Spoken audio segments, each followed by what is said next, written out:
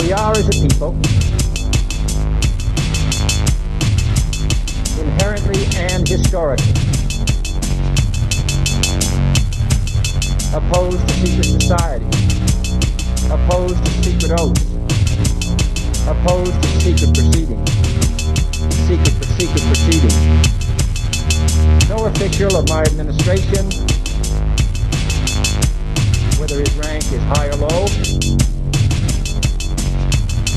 should interpret my words here tonight as an excuse to censor the news, to stifle dissent, to cover up our mistakes, or to withhold from the press and the public the facts they deserve to know.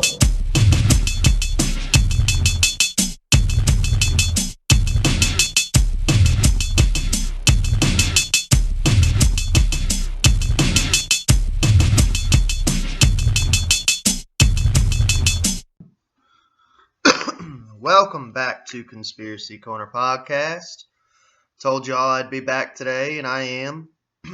So, we covered some nationwide news earlier. Now, I don't read the newspaper, but working third shift at a grocery store, we get we're rough around the edges, you know, all of us. Including people that come in and out. We have a newspaper guy, drives around a Cadillac, you know, kind of gangsta. And he kept ringing the doorbell to get in while we were all on break. And I was like, dude, just drop the papers off. I'll bring them inside. And he's like, oh, okay, thanks, bro. And he drove off. And being an old school paper boy, I used to work for the newspaper. You know, I know how it works. You know, you bring in the new paper, you slide it through the top, take out the old, throw the old away, blah, blah, blah. And I went to go throw the old paper away, and I noticed Mothman on the cover of the newspaper, of the Lexington Herald-Leader.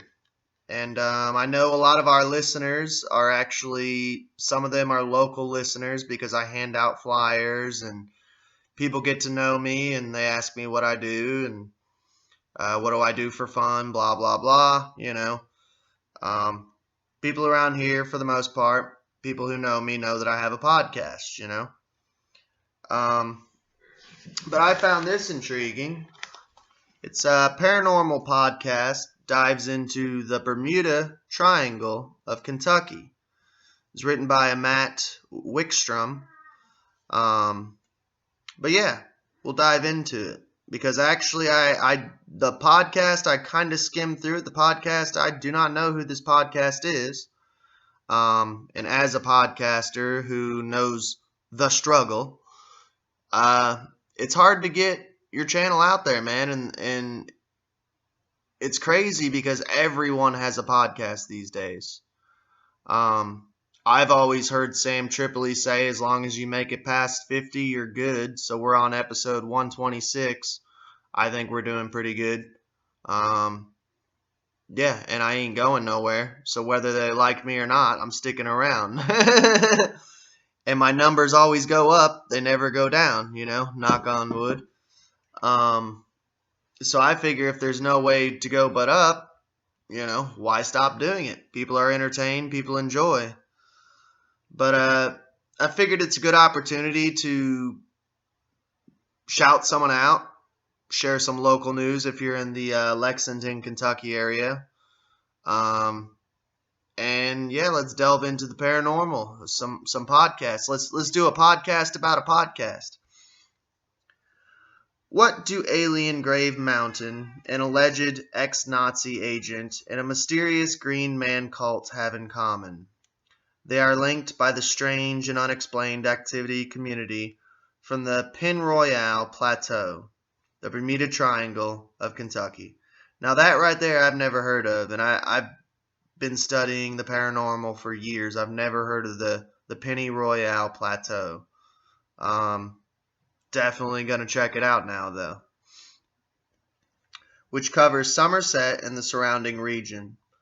It's the central theme of a paranormal podcast launched last fall by some in South Central Kentucky town looking to uncover more about the area's hidden truths. Hosted by Nathan Isaac. Well, I'm an Isaac, Abraham Isaac Williams. There you go, we're both Isaacs, man. The Penny Royal podcast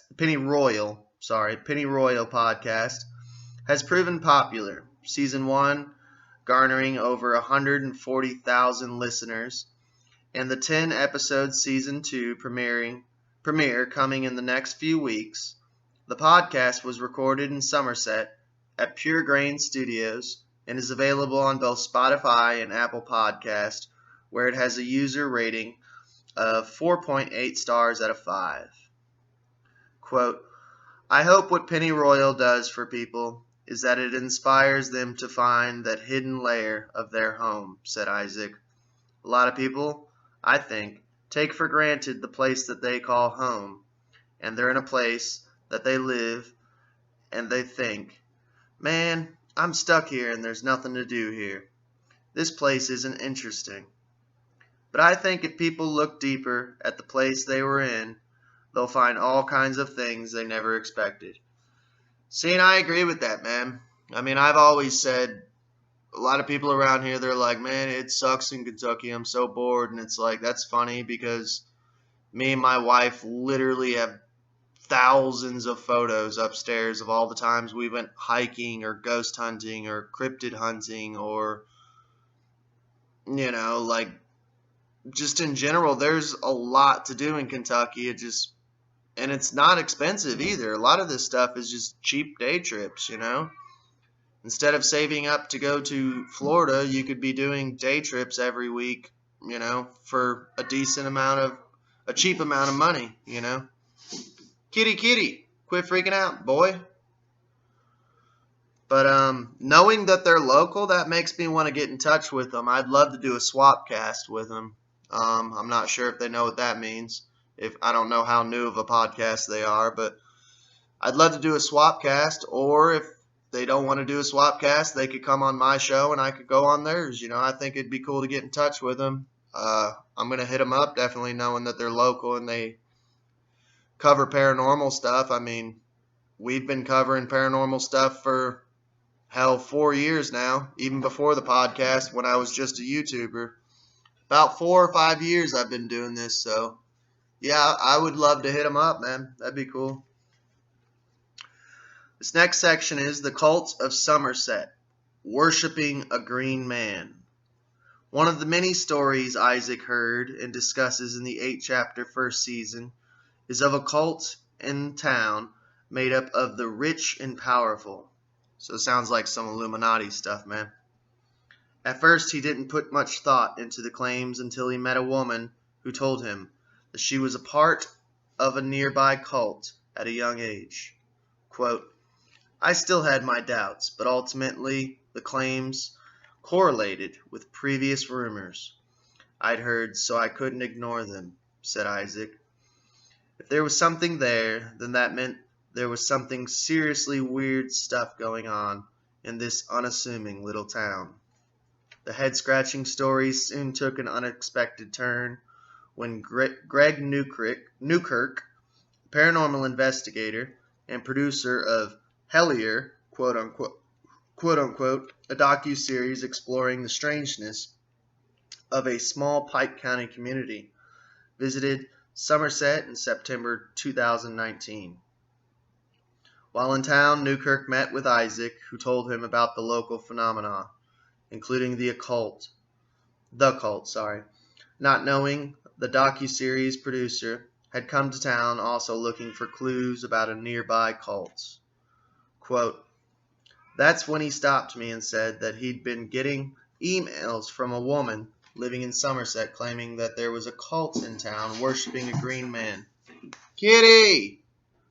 Sorry, y'all. Y'all know my co-host Horace freaks the fuck out every time I podcast. He will be quiet as a mouse, and then when I start podcasting, he acts like a maniac. Go on. Chill out, dude. According to her, it was composed of local politicians, judges, lawyers, and law enforcement. So the elites, essentially. This is nothing new. They're into weird shit. We all know that. As crazy as it sounded, the story lined up with previous one we heard in Hellier, and the one that I'd been told. It freaked both of us out, because neither of us took her too seriously, but decided to investigate it anyways, ultimately proving ourselves wrong as we gathered 5 similar claims from women in town about the existence of this cult. So, worshipping a green man. Now, I've heard of, like, the pagan, like, the green man. I've watched, like, a couple documentaries about it, like, years ago. But, I mean, I really can't. Quit! That's attack. Jesus Christ, I apologize. But yes, I remember hearing about the Green Man. It's like a pagan idol. I'm actually going to have to delve into that a little deeper because I don't remember too much about that. Like, I practice witchcraft, so I know about the horn god and the triple goddess. I know the Green Man plays into it a little bit, but I can't. I've heard some people say that it's Bacchus. Yeah, I don't know. I'm going to have to dig around on that one. We might do an episode on it in general, just getting into the Green Man. The next section is Meet Mr. X. Isaac learned that the cult had supposedly been operating out of Mount Victory Mine, one of 2 abandoned mines in Pulaski County. He later found it was purchased in 1975 by... Un momento, because I am reading from the paper.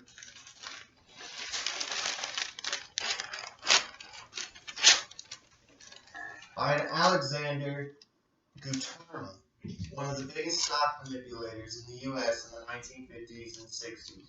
So, big money, elite. With a shady and uncertain past, they garnered him the nickname Mr. X. Guterma died in 1977 when a private aircraft owned by the mine crashed near LaGuardia Airport in Queens, New York, after departing from Somerset. I know he lived in Somerset, but can't find anyone here who knows who he actually was, said Isaac. I've collected countless newspaper clips and other documentation that places him here for that brief period of time. It's insane to me that more people don't know about him, around here or elsewhere, due to all the crazy stuff he's been involved in. Even though his story has nothing to do with paranormal activity, I thought it was too strange not to include on the podcast.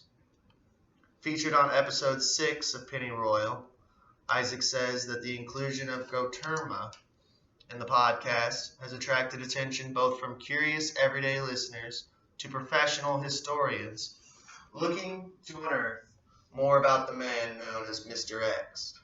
And it appears that more Guterma talk may be on the horizon in Season 2.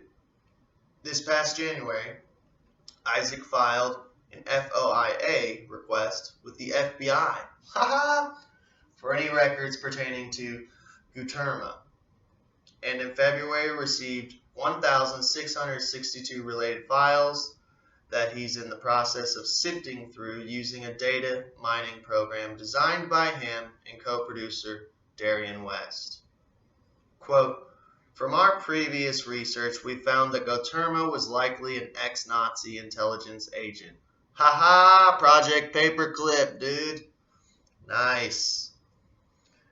And that was brought to the States through the Gehlen organization. That's Gehlen, Gehleen. Established shortly after the conclusion of World War II, which would help to explain why his past is so full of mystery. There you go, Project Paperclip, man, said Isaac. I look forward to going through all these files and getting to the bottom of who he actually was. The Kentucky Anomaly. According to Isaac, his curiosity Hang on. Just a minute. His curiosity in Somerset's mystery was piqued shortly prior to him moving there from Lexington in 2011, when he Googled Somerset UFO sightings on a whim one night and came across a now defunct site for an alien grave mountain in nearby Burnside. Man, I'm still going to have to check out this shit. Living closely, definitely.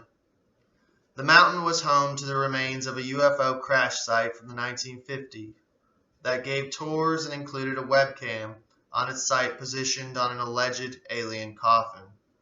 Soon after, Isaac had another fascinating discovery, stumbling upon a 1981 report analyzing data from NASA-operated MagSat spacecraft, launched in the fall of 1979, and NASA.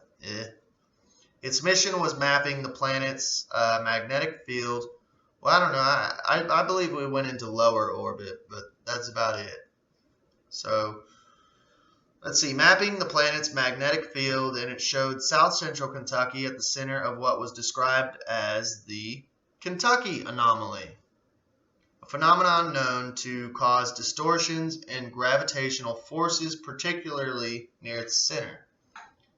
These serendipitous circumstances paired with Isaac learning a sensational stories like the falling from the sky death of Andrew Carter Thornton II of Cocaine Bear and the Bluegrass Conspiracy fame. Now, I know that story. You all need to look into that, the Bluegrass Conspiracy. Basically, this dude, somehow like a plane crashed or something, and and it was trafficking cocaine. And basically, the dude left, and like they went back to like go find the cocaine, and it was all torn up. And turns out this bear had literally got into it and was snorting it and going crazy and knocking down trees, slashing trees up. I mean, it was like a coked up bear in the middle of Kentucky out in the woods. I think it's fucking hilarious, but that's a whole nother story. Check out the Bluegrass Conspiracy. It's a book. You can get it. The 1994 murders of Linda Gibson and Cody Garrett, and the 2002 assassination of Pulaski County Sheriff Sam Catrone at a political rally. Fish Fry led him to the idea of exploring associations between events and the Kentucky Anomaly through a podcast. Quote, after I moved down here, I began hearing all these wacky and unbelievable stories that got me thinking back to what I'd read about the Kentucky Anomaly, and if it had played a role in any of the violent behavior. Season 2 of Penny Royal will be released August 21st to supporters of the podcast on Patreon, and a month later on September 21st to the public. So there you have it, guys. That's Penny Royal podcast. Check them out, man. I'm going to see, honestly, now knowing that they're a local podcast, I'm going to hit them up, man. I think sounds like they're fairly new. I've been in the community for a while now. We live close. I think it'd be cool to work with them, you know. It sounds like they're probably pretty clean cut. So I would definitely, if I went on their show, I would censor myself, you know. But yeah, I love talking about that stuff, like paranormal, UFOs, ghosts. I have plenty of stories to share with them. I've lived here for over a decade, you know. So hey, if you're listening, Penny Royal, hit me up. I'll hit you guys up. I'll figure out a way to get in contact with you all. I don't know. I think it'd be fun. But that was what I seen in the local paper and figured I'd share it with you all. We have a little time, so I figure if you guys want to stay tuned, you're welcome to. If you want to bounce, I don't blame you, and you can. Sorry about my cat. He's crazy. Hope it wasn't too much of a distraction. But we got enough time. I can do a paranormal story, a ghost story, a local Kentucky ghost story, and and I can share it with you all. Stay tuned if you want. If not, bounce, and we'll be right back. So this is a local ghost story from Kentucky. It's called The Skeleton Under the Old Fireplace. I'm an old woman, so I've had a long lifetime to hear all kinds of ghost stories. I've heard stories about ghostly coffins with dead people in them floating across the room. And people like to tell about hearing ghostly cries and screams in houses, and of seeing ghost-like lights. I've even heard tell of someone dressing in front of a mirror and seeing the spirit of a dead person staring at them over their shoulder. Let me tell you the story of my grandma. Used to tell me about the night that the ghost made all the chimney stones fall away from the house. It took place about 100 years ago, here in Lincoln County, at my grandparents' old house. The house had a very large chimney. During pioneer times in Kentucky, many well-to-do families built houses with big chimneys. It is said that at one time, my grandparents' house had one of the biggest stone chimneys ever seen on any house in central Kentucky. My grandmother's name was Sarah Susan Wiley. Granddaddy's name was Joe Eagle Wiley. Oh, I love to hear the two of them sit together and talk about the old times. They could tell some mighty good stories about ghosts and other things like that. The first sign of ghostly trouble, Granny said, occurred about a week after my grandparents moved into the big house they had just bought. It was winter, and they were sitting around the blazing fire talking about how good it felt to be in their cozy new home. They sure liked the huge fireplace with its wide hearthstone. Suddenly the flame in the oil lamp fluttered, as if a breeze had blown across the room. Indeed, it did feel like a breeze, but grandmother claimed that all the windows and doors were closed to keep out the chill night air. It was strange, and they wondered how the draft had come in. Next evening, the two of them sat again around the fireplace. They talked about the day's work just ended, and what they would do for tomorrow. Suddenly they heard a mournful sound coming from the area of the open fire. Grandmother gasped, then covered her mouth with the palm of her hand. The hairs on Granddaddy's arm stood straight out. They both felt a spirit present there, in the room with them. With another puff of breeze, the unseen spirit left the room. They sat up late, feeling uneasy, but nothing more happened. So Granddaddy banked the embers of the fire with ashes, so that the coals would still be red in the morning. Then both of them climbed into their bed across the room from the fireplace. About midnight, Grandmother awoke and sat right up in bed. She could see a strange light in the darkness there in front of the stone fireplace. Within the light, she saw the figure of a woman dressed in black. So there you go. That's definitely a common archetype of paranormal, phenomenon. The woman in black.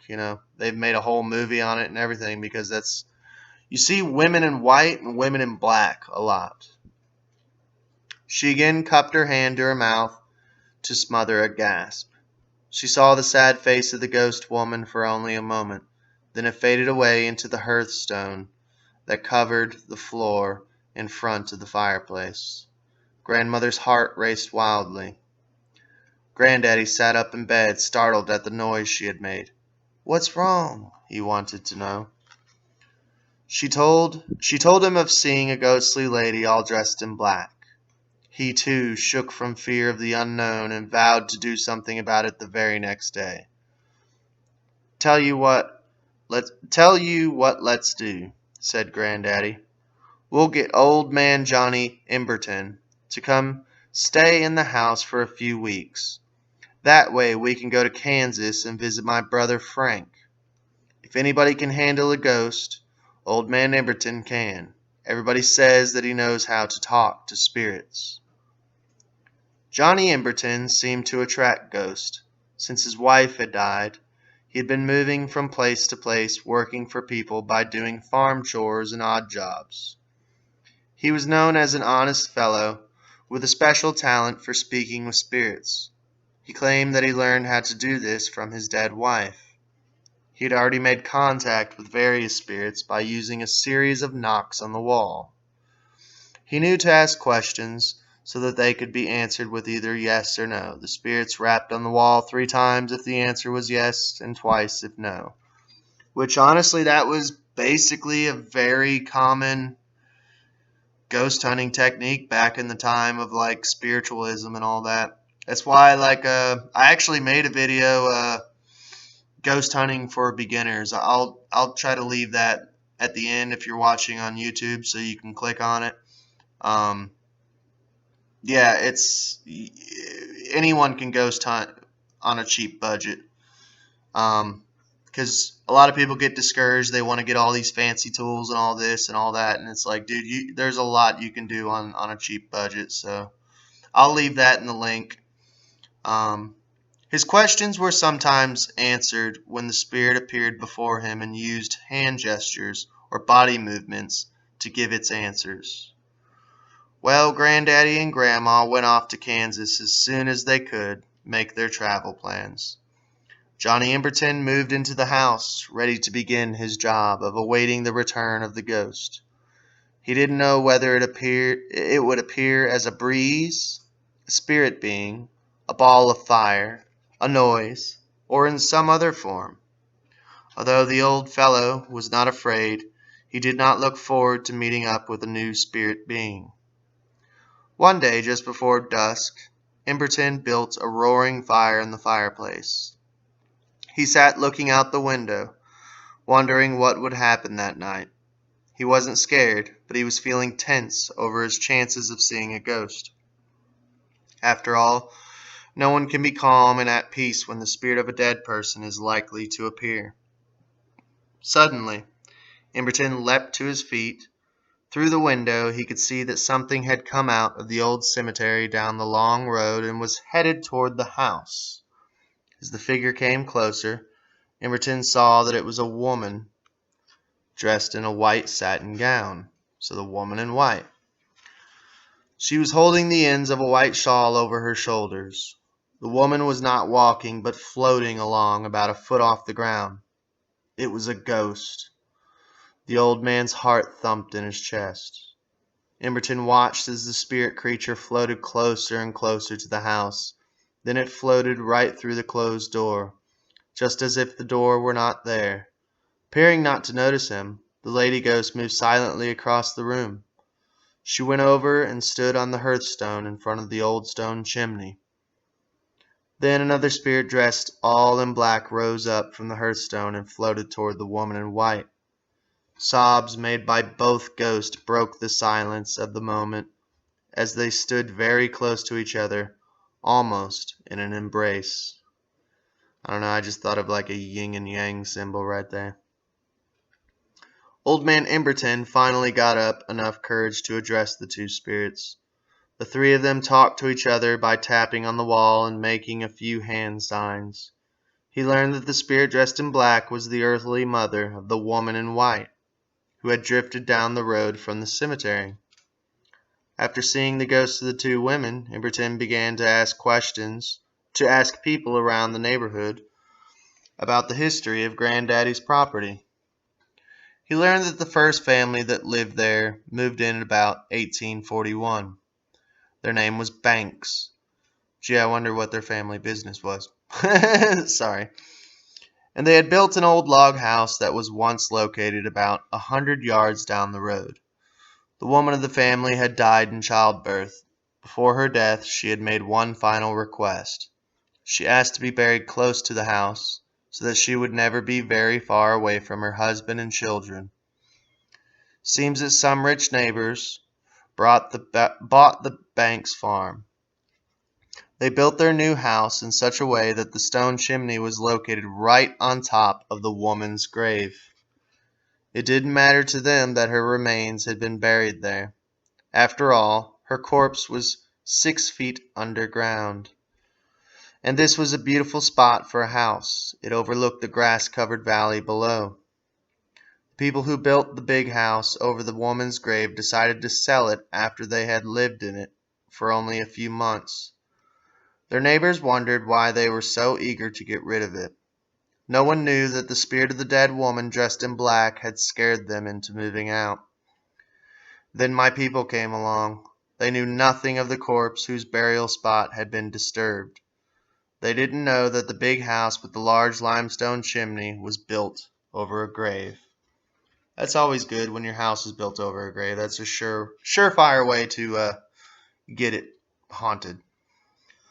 Old man Johnny Emberton wrote to grandfather and grandmother in Kansas and told them what had happened. He strongly urged them to tear away the fireplace completely and remove the hearthstone as well, but they never got the chance. When they first got back home, grandmother and granddaddy were pretty nervous. Neither of them saw nor heard anything that first evening before going to bed. They were awakened in the middle of the night by a very loud noise that shook the entire house. They jumped out of bed and ran outside, not knowing what to expect. They saw that the entire chimney had fallen down and lay in a pile just outside the building. When they came back inside, they saw that the heavy hearthstone, too, was broken into several pieces. As they stood there, scared and puzzled, a dim, ghostly light began to come from the fireplace hearth. Slowly, ever so slowly, it beamed up through the broken pieces of stone. Then just as slowly as it had appeared, the light had faded away. Almost as if they were pulled in by the spirit, grandmother and granddaddy walked closer to the hearth. They dragged away one of the broken pieces of the heavy hearthstone. Underneath the rock was a human bone. When they removed other stones, they found more bones. The spirit of the dead woman, whose remains they had uncovered, whispered to them from a dark corner of the room, "Bury me with my daughter and the rest of the family." The next day they buried her bones in the cemetery just down the road from the house. At last, she was with her loved ones. Granddaddy rebuilt the big stone chimney and the hearthstone to their original glory. No breezes, no noises, or any human spirits were ever felt or seen in or around that big fireplace after all of that. We are, as a people, inherently and historically opposed to secret society, opposed to secret oaths, opposed to secret proceedings, secret proceedings. No official of my administration, whether his rank is high or low, should interpret my words here tonight as an excuse to censor the news, to stifle dissent, to cover up our mistakes, or to withhold from the press and the public the facts they deserve to know.